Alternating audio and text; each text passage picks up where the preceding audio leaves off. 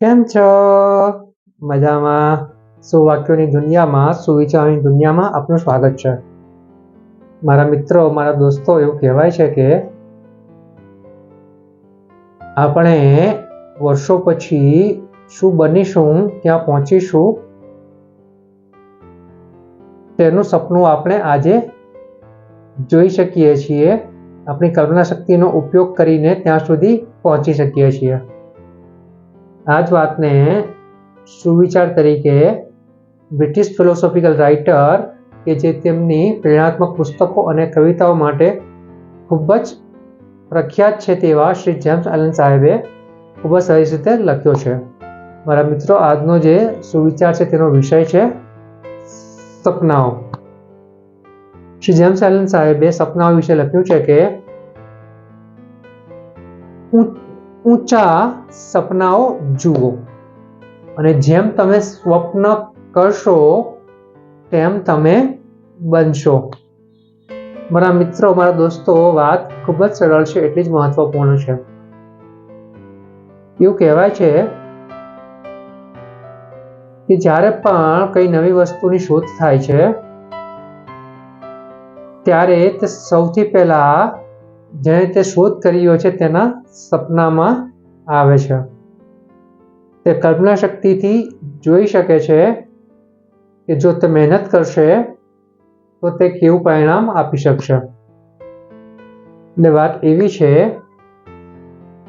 કે આ દુનિયામાં કોઈ પણ વ્યક્તિ જેણે કંઈક નવી શોધખોળ કરી છે, જેણે કંઈક બહુ ઊંચું હાંસિલ કર્યું છે, જે કંઈ બહુ ઊંચી જગ્યા ઉપર પહોંચ્યું છે, તેણે ક્યારેક ને ક્યારેક ત્યાં પહોંચવાનું, તે શોધવાનું, તે કરવાનું સપનું તેણે જોયું જ હશે. જેમ કે કોઈકને વિચાર આવ્યો કે વીજળી જેવી કોઈ વસ્તુ હોઈ શકે જેનાથી અજવાળું થઈ શકે, તો તે વ્યક્તિએ સૌથી પહેલા તેનું સપનું જોયું હશે, કલ્પના શક્તિનો ઉપયોગ કર્યો હશે, તેની પર કામ કર્યું હશે અને પછી વીજળીની શોધ થઈ હશે. તેવી જ રીતે આપણા રાષ્ટ્રપિતા મહાત્મા ગાંધીજીને ક્યારેક તો એવું સપનું આવ્યું જ હશે કે આપણો દેશ આઝાદ થઈ ગયો છે. પછી તેમણે તેમની કલ્પના શક્તિનો ઉપયોગ કરીને દેશને આઝાદ કેવી રીતે કરી શકાય એની પર કામ કર્યું હશે અને તેમણે દેશને આઝાદ કરીને બતાવ્યો. એટલે મારા મિત્રો, વાત એવી છે કે આપણે જે કંઈ બનવું છે, જે કંઈ કરવું છે, જે કંઈ પહોંચવું છે તેનું સૌથી પહેલા સપના જોવું પડશે. સપનું જોઈને તેની પર કામ કરવું પડશે. અને આ બધી જે પ્રોસેસ છે, આ બધી જે પ્રક્રિયા છે, તે બધામાં આપણે સારા અને સાચા રસ્તાઓનો ઉપયોગ કરીશું. આપણે સારી અને સાચી વસ્તુ શોધવાનો પ્રયાસ કરીશું. આપણું લક્ષ્ય સારું અને સાચું રાખીશું તો આપણે ચોક્કસપણે સંતોષપૂર્વક એ લક્ષ્ય સુધી પહોંચી શકીશું. આ જે સ્વપ્ન છે, જે ડ્રીમ છે, તે આપણને આપણું લક્ષ્ય નક્કી કરવામાં ખૂબ મદદ કરે છે. ફક્ત એક જ વખત વાતનું ધ્યાન રાખવાનું છે કે આપણે જે કંઈ કરવું છે, જે કંઈ બનવું છે, જ્યાં કંઈ પહોંચવું છે તે સારું અને સાચું દેશ અને સમાજ માટે હોવું જોઈએ. અને એ બધું કરવાના રસ્તા પણ સારા અને સાચા હોવા જોઈએ.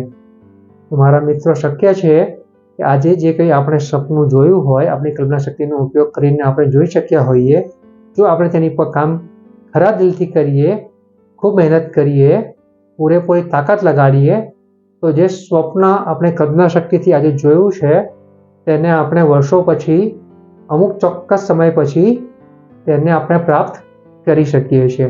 એટલે કે જે સપનું છે તેને હકીકતમાં પુનરાવર્તિત કરી શકીએ છીએ. એટલે ડ્રીમને હકીકતમાં ફેરવી શકીએ છીએ. બસ આપણે આપણા સપનાઓ ઉપર ભરોસો કરવાનો છે, સપનાઓ ઉપર કામ કરવાનું છે, ખૂબ જ દિલથી કામ કરવાનું છે, મનથી કામ કરવાનું છે. જો આટલું કરી શકીએ તો ચોક્કસ જ આપણે આપણા લક્ષ્યો જે સારા અને સાચા બનાવ્યા છે તેને આપણે સારા અને સાચા રસ્તે સફળતાપૂર્વક, સંતોષપૂર્વક પહોંચી શકીએ છીએ. અને આ બધાની શરૂઆત સપનાથી જ થાય છે. Thank you.